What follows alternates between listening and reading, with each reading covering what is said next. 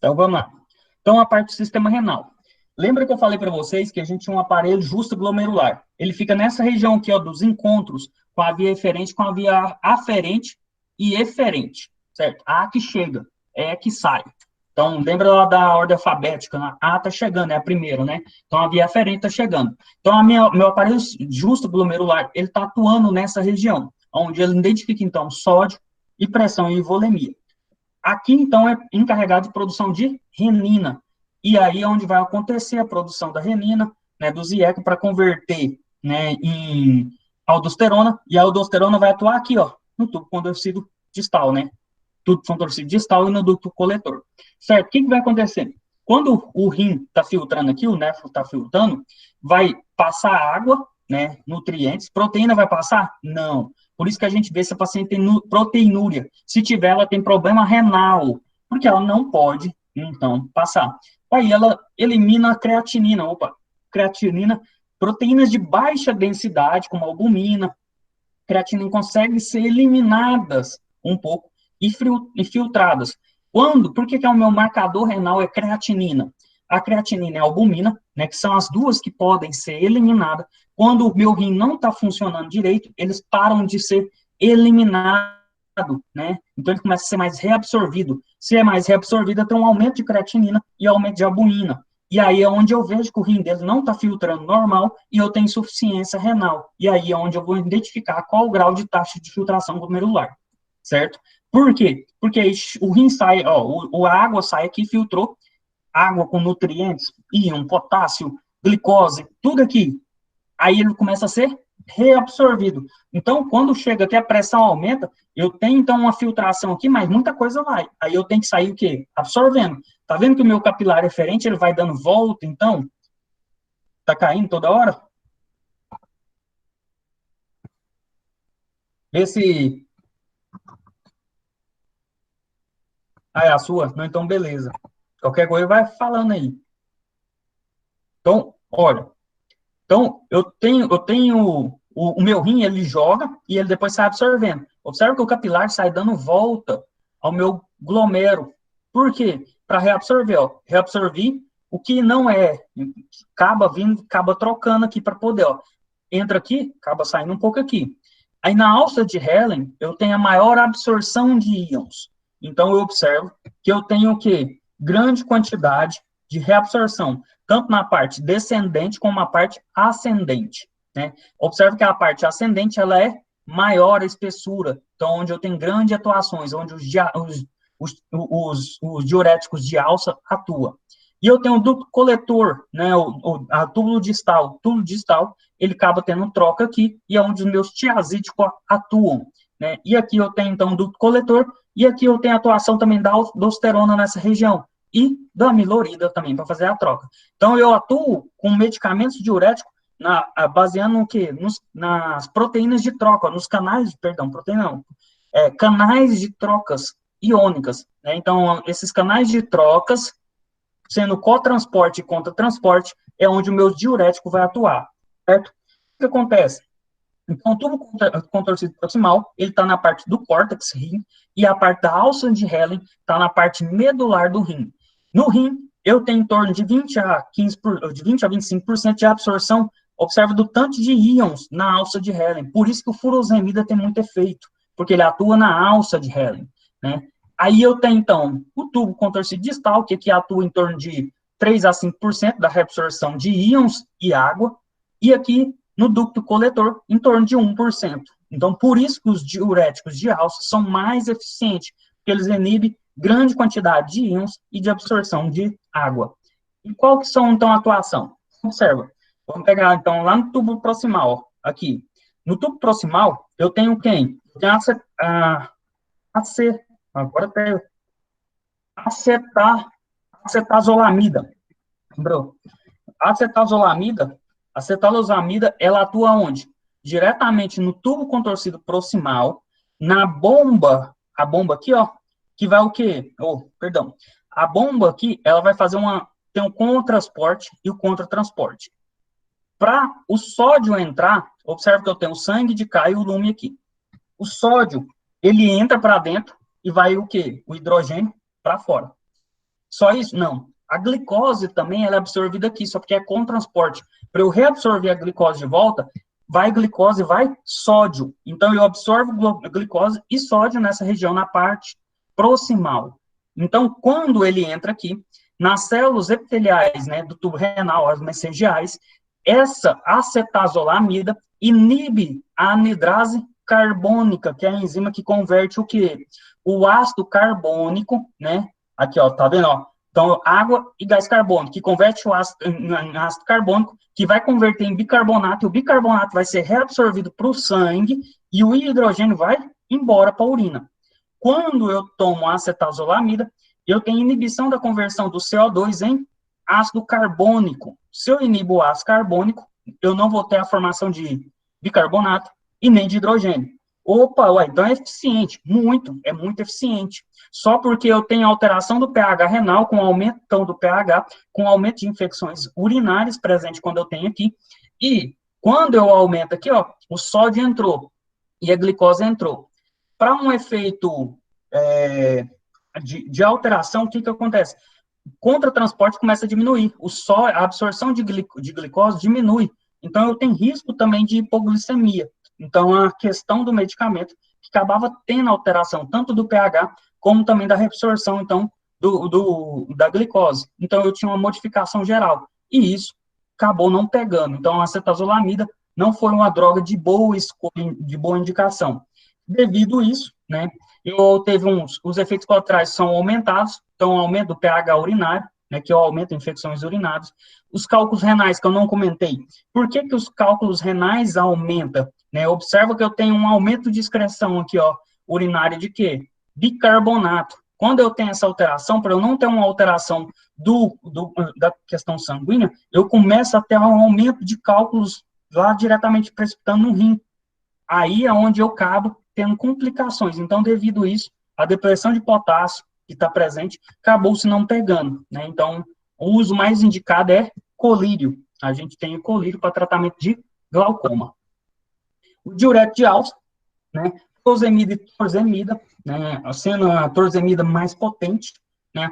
Furosemida é nosso cargo-chefe, atua diretamente na alça de Helen e diminui a reabsorção de sódio e cloro. Então, ó, o famoso cloreto de sódio. Olha, muito eficiente? Muito. Observa que ele atua aqui, ó, na alça de Helen. Na alça de Helen, na parte medular, onde tem a absorção de maior quantidade de líquido e íons. Se eu inibo, então, a bomba de sódio, potássio, 2-cloro aqui, a furosemida, ó, eu não vou deixar, então, os íons entrar, não vai para o sangue sódio. O que vai fazer? Aí vai manter líquido. Opa! Só porque aqui, ó, observa que o magnésio, ele atravessa, ele tem uma bomba de magnésio, cálcio e sódio, que era independente dessa bomba, que por fatores iônicos acabava, então, atravessando. Né? Devido a isso, né, eu tenho, então, uma alteração no magnésio. Ó, eu tenho uma hipomagnesia. Por quê? Porque se o sódio, a bomba não está entrando por fatores compensatórios iônicos, ele não entra também. Então, eu tenho uma baixa de magnésio. E aí, eu tenho uma hipopotassemia, baixa de potássio. Uma hipotensão e um aumento de ácido úrico. Então, os diuréticos, tanto diazídicos como os diuréticos de alça, não é indicado para pacientes que têm gotas, devido ao aumento de ácido úrico. E também tem otoxicidade. Então, observa que eu tenho uma perca grande, por isso que pacientes que tomam diuréticos tiazídico e de alça, eles têm muita cãibra. A cãibra está coligada com potássio? Não. A cãibra está coligada com magnésio, entendeu? Eu quero fazer, então, o paciente chega para mim relatando que está lá, tô aqui, ó, dando cãibra demais. Você vai repor só potássio para ele? Não, magnésio. Então, você vai dar lá um Magnalid, né, Magnem, vai aumentar a quantidade, então, de magnésio dele, e o potássio, um slow carb, né, cloreto de potássio, para fazer a reposição dos dois, para ele conseguir, então, diminuir a quantidade, então, de câimbras, certo? Qual a indicação deles? Edema pulmonar. Então, o paciente chega com edema. Por que edema pulmonar? Porque eu tenho que esvaziar, você entendeu? Ele elimina líquido muito rápido. Então, edema pulmonar é uma boa indicação. Hipertensão moderada a grave. Normalmente, hipertensão grave que eu vou tratar. Furosemida de 20 a 80 e torsemida de 5 a 20. Certo? Os diuréticos, então, furosemida, né? Suplementação de potássio, associar. Só potássio? Não. tem que fazer suplementação de magnésio. Se você não fazer, não vai parar a cãibra dele, tá, galera? Utilize, então, a de úrico. Então, paciente com gotas eu não posso indicar, não é uma boa indicação. O contorcido distal, o que eu tenho? Os tiazídicos. Inibe também a reabsorção de cloreto de sódio e potássio, né? Então bloqueia os canais. Aumenta a reabsorção de cálcio. Por isso que é uma boa indicação para paciente que tem o quê? Osteoporose. Então eu posso indicar os tiazídicos, entendeu? Diuréticos de alça, eu posso indicar para quem tem osteoporose? Não, porque vai embora o potássio, magnésio e cálcio, entendeu? Então eu tenho uma perca dela. Então não é uma boa. Então hipertensão, né, insuficiência cardíaca. Por isso que o tiazídico é a primeira escolha que a gente faz a associação com os antipertensivos. Atua diretamente aqui nessa região, ó, tubo contorcido distal, né, bloqueando, então, o canal de sódio e cloro. Lembra que essa região é em torno de 3 a 5% de reabsorção, então, ele abaixa, diminui o volume em menor quantidade de potência do que os tiazídicos, né, e assim eu não tenho absorção do clóide, não tem, então, um aumento de volume. E aí eu tenho o quê? Eu tenho uma perca. Opa! Uma excreção urinária diminuída, eu tenho aqui o do cálcio, né? Então, pacientes com cálcio aqui, ó, eu tenho uma hipercalcemia, ou, então, na osteoporose, eu posso indicar, então, diurético diazídico, em associação que vai ser favorável a ele. Eu tenho uma hiponatremia, que eu tenho que ter perca de sódio mesmo, quando vai, mas eu tenho um aumento de ácido úrico. Então, observa que não é bom indicar tiazídico e diurético de alça para quem? Para pacientes com gotas, certo? E perca de potássio. Então, potássio e sódio vai embora mesmo, que é onde tem um bloqueio. O que eu tenho? Clortalidona, hidroclorotiazida, dapamida, sendo o nosso cargo-chefe, hidroclorotiazida. Se o paciente tiver uma condição melhor, clortalidona está coligado, junto com, como, igual os estudos do metoprolol, com melhora, né, do sistema cardiovascular, reduzindo o risco de morbimortalidade. Então, a clortalidona, perceberam que ela tem melhor efeito cardiovascular. E, assim, é a melhor indicação clínica. Clortalidona, 25 a 50 miligramas. No SUS, é dado hidroclorotiazida. Então, não tem como. Bom, são contraindicados para pacientes que são alérgicos a sulfonamidas, né, igual quem é contraindicado a Bactrim. Então, no Bactrim, se o paciente fala, não, tem alergia a Bactrim, então ela não pode também os tiazídicos, certo? Então, necessária suplementação de potássio e com diuréticos portadores, né, colocar, então, magnésio e potássio, sempre os dois. Diuréticos poupadores de potássio. Opa, é antagonista o quê? Da aldosterona. Então, ela vai competir pela aldosterona. O que a aldosterona fazia? Ela trocava o sódio pelo potássio, certo? Quem são as duas classes que eu tenho? Espirolactona e eplenerona, né? Todos os dois são antagonistas. Observa aqui.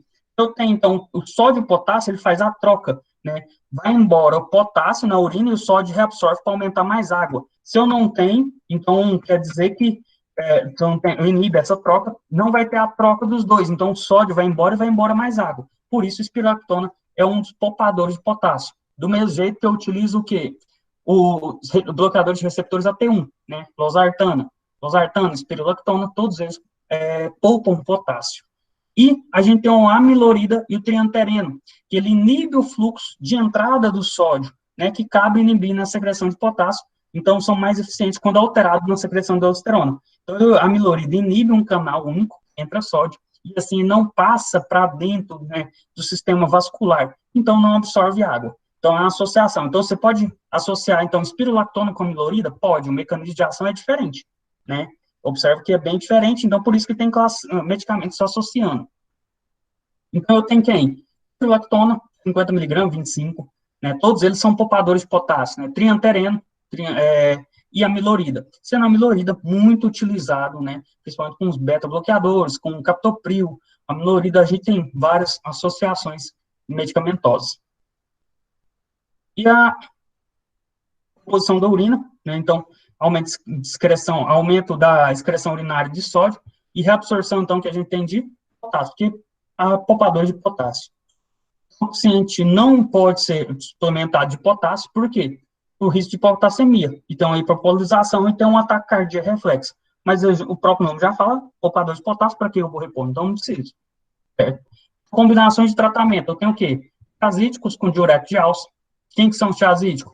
Clortalidona, espirulactona, né, faz um sinergismo. Então, eu tenho grande perca de potássio, eu tenho que fazer reposição de potássio para não ter, porque se eu tiver uma perca grande de potássio, eu tenho alteração do pH sanguíneo também, podendo levar a uma alcalose, e aí a gente começa outras comorbidades. Então, eu tenho que alterar e suplementar esses pacientes que têm perca, né? Então, poupadores de potássio com tiazídico, então você vai ver losartana lá com espirulactona, né? Então, são as classes de medicações que a gente faz associação. Acetazolamida, então aqui na parte do tubo proximal, bumetanina, né, ou tromesina ou furosemida, e ácido etaclínico, né, que são das álcilas de Herlen, e tiazídico. A gente tem o losartana, espirolactona e dapamida, no tubo contorcido distal, espirolactona, amilorida e triantereno, que atua diretamente no ducto coletor. Então, essas são as classes, principalmente, que atuam. E agora, os esquemas terapêuticos, que é os diuréticos, associação com beta-bloqueadores, inibidores da enzima convertora de angiotensina, receptores de angiotensina 2 e os bloqueadores de canais de cálcio, né? São os esquemas terapêuticos de tratamento. E o tratamento individualizado, né, são os mecanismos fisiopatogênicos, características que individualizada. Lembrando que aí é onde eu entro, né? Questão etnia, idade, né, sexo, que são fatores importantes para eu poder indicar o medicamento fazer terapia. Esquemas terapêuticos de insucesso com monoterapia em 3 condutas, né, quando eu começo a iniciar um tratamento, eu usei IECA, não deu certo. Usei IBRA, não deu certo. Fiz associação com diurético, não deu certo. Então, eu acabo tendo uma resistência, né, então uma hipertensão resistente. Eu vou ter que associar mais drogas para tentar diminuir e reduzir, então, os riscos cardiovascular e abaixar a pressão dele, certo? Então, insuficiência cardíaca, né, a gente tem a incapacidade, os medicamentos que atuam, então, no coração, né? Então, tem o quê? A incapacidade do coração de bombear, de débito cardíaco, de função de fluxo, né? Acaba tendo a congestão e aumenta o edema, ou então eu tenho até uma pericardite, devido ao quê? O aumento de esforço. O paciente com Chagas, ele tem um coração bem grande, por quê? Porque ele vai aumentando a intensidade, o tripanossoma, ele vai tendo lesões da parte, né, do miócito, das células cardíacas, e assim o coração vai tentando compensar e aumentar, então, para ter mais tonicidade. Então, eu tenho uma insuficiência cardíaca chagásica, né, porque ele está tentando fazer compensação. O coração, ele tenta compensar essa insuficiência cardíaca, alterar o quê? Débito. Então, aumenta a pressão venosa, que chega, então, lá. Aí eu tenho a diminuição do débito, a pressão sanguínea diminui, então eu tenho um aumento do simpático, para tentar compensar, para aumentar a força e a frequência cardíaca. O fluxo sanguíneo renal, ele é diminuído. Aumenta, então, a liberação de renina, angiotensina, né? Lembra lá do sistema de hipertensão, que aumenta a testosterona, que aumenta a retenção de sódio, para aumentar, então, o líquido. Aumentou o líquido, eu aumento a filtração capilar, né? E aí eu tenho um aumento de pressão arterial. E assim eu fico tentando compensar, né? Fator fisiológico com atividade simpática para tentar compensar na frequência e na tonicidade desse coração, e eu tenho um aumento dele. Então, eu tenho os tratamentos alvo cardíaco e não cardíaco, que são a longo prazo, né, que tem que aumentar, então, a força de contração e aumentar o débito cardíaco. Quem são esses? Eu tenho os agentes inotrópicos positivos, que são os digitálicos cardiotônicos, né, que é o fármaco principal que a gente utiliza, né, hoje não se utiliza tanta digoxina, né, a gente usa mais amigdarona aqui, devido a ele ter uma boa disponibilidade, 65% a 80%, mas ele tem baixo índice terapêutico, que tem que ter monitoramento. Então, devido aos seus efeitos colaterais, a gente acaba não uma boa indicação clínica com o digitálico, mas é um cardiotônico excelente, né? Então, que jeito que acontece? Observa bem. Então, se você tem entrada de cálcio, né, o cálcio livre, o que o cálcio faz no retículo sarcoplasmático? Ele aumenta, então faz a troca sódio e cálcio, né? Entra sódio e sai potássio, né? Tudo isso eu vou aumentar então a quantidade de cálcio e faz o quê? A contração. Então a contração ela só funciona por cálcio. Opa, então beleza. Então observa que é o sistema iônico, né? Aumentou a quantidade de cálcio, eu aumento a contratibilidade, certo? O que a digoxina vai fazer então aqui, né? A digoxina ela vai aumentar, então, a tonicidade, ela vai ter um equilíbrio, um aumento do quê? Da quantidade de cálcio livre. Porque se eu aumentar cálcio, eu aumento a tonicidade da fibra, né, a contração muscular, e assim eu aumento a minha eficácia cardíaca. Outros fármacos que pode auxiliar, né, o diurético, diminuição de volume, então melhora o esforço cardíaco com diminuição do volume. Vasodilatadores, né, o Isorbida, que a gente utiliza bastante para reduzir a pré-carga e pós-carga, e os bloqueadores de canais de cálcio, né, que reduz o trabalho cardíaco em dose mais baixa e redução de sal. Então, são os trabalhos de acompanhamento. Esse daqui é um trabalho feito, né, com o efeito da enalapril na mortalidade do paciente com insuficiência cardíaca congestiva. Perceberam que em trabalho em torno de um ano, né, a gente teve um índice menor com IECA na redução de insuficiência cardíaca. Por isso, indicado também a IECA para tratamento de insuficiência cardíaca. Angina pectoris. Há um desequilíbrio, né, entre o aporte de oxigênio no coração, por isso que é aquela dor no coração por morte celular. Então, ocorre isquemia por falta de oxigênio, né, então gera dor e acúmulo de metabólico e morte celular. E diante da demanda de oxigênio, a atividade do coração, então, aumenta, né, então aumenta a frequência, aumenta a condutibilidade e aumenta a pressão. E a reversão, então, é a diminuição da demanda do oxigênio do aporte. Por isso, eu tenho que aumentar, fazer vasodilatação para chegar mais oxigênio. Lembra que a coronariana, né, ramos descendente, né, e a circunflexa são as principais dos ramos da coronariana, tanto direita e esquerda, que acabam tendo um acometido. Então, quando eu tenho obstrução, eu diminuo o aporte de oxigênio nessa região. Então, eu tenho morte celular. Quanto mais velho, mais vasos tem de suplementação nessa região, quanto mais velho a pessoa. Então, o infarto no idoso, ele tem menor lesão e menor risco de mortalidade. Quando um jovem tem um infarto, ele é mais fulminante, ele mata mais rápido. Por quê? Porque o jovem não teve tanta ramificação para suprir o sangue naquele local. O tratamento é o quê? Nitroglicerina, Isorbida, nitrato de amila, né, volátil, né, então os vasoativos que liberam nitrato são os medicamentos, por isso que o cara que toma Isordil, ele tem risco de infarto agudo do miocárdio, devido ao quê? Uma obstrução da coronariana, de algum ramo possível da coronariana, certo? Então, eu tenho o efeito dos nitratos, eles aumentam, então, a quantidade de nitrito, aumentam a quantidade de óxido nítrico, e assim, ele vai fazer um relaxamento, então, do músculo liso vascular. E assim, eu tenho uma melhora. A nitroglicerina percebeu que um comprimido sublingual, né, na nebulização, atuação, então, aqui, ó, entre início de ação e duração de ação. Em 2 minutos, ele teve uma pequena ação, mas em 25 minutos, ele teve uma duração excelente, né, de ação. Já na liberação sustentada, eu observo que 35 minutos, né, de pico de ação, e depois ele começa a ter, então, atuação de duração prolongada, né, duração de ação. Então, nitroglicerina, eu tenho as vias de utilização melhor. E observo o sublingual do Isorbida, eu tenho ação até 1 hora, né, e atuação em 5 minutos, né, uma atuação boa, melhor do que o nitroglicerina de imediato. Então, sublingual, por isso que é de escolha paciente levar, né, e o mononitrato, que é o Isordil, que é aquele oral e sublingual que a gente tem até 30 minutos de pico de ação. Então, a sua fórmula ajuda na hora do quê? Da indicação terapêutica. O nifedipino e o tiazem-alodipino verapamil, a gente já falou do mecanismo de ação, bloqueador de canais de cálcio, que diminui, então, a contratibilidade do vaso, né? Então, por isso que ele é indicado para angina pectoris, né? Então, a dilatação dos vasos coronarianos. Observe que a nifedipina tem uma ação bem forte, e o diltiazem também tem uma ação bem forte, né? Então, na dilatação dos vasos. Mas se observar na condução, você observa pouco, né, efeito na fedipina, e mais no verapamil do tiazem. Então, por isso que o verapamil do tiazem é mais utilizado, né, pacientes que têm o quê? Angina pectoris ou problemas cardíacos. Ele acaba utilizando verapamil do tiazem. E efeitos colaterais adversos, nifedipina apresentou mais frequência de efeitos colaterais.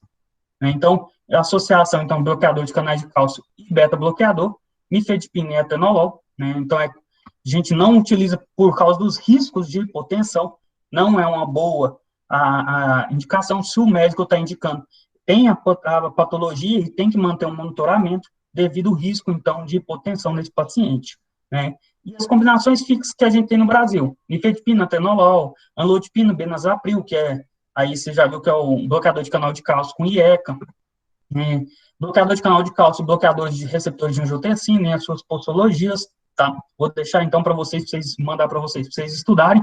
Bloqueadores de canais de cálcio, receptores AT1 e diurético, lutipino, valsartano, hidrocórticoazida. Então, eu tenho associações fixadas para tratamento de pacientes hipertensos ou cardiopatas, para tratar no Brasil, tá bom? Então, essas breves são associações que eu vou enviar para vocês, certo? Então, era isso mesmo que eu queria dar aula, deu tempo de falar tudo, e mais rápido, né? E amanhã, então, vocês têm a palestra, boa palestra para vocês. Quem tem alguma dúvida para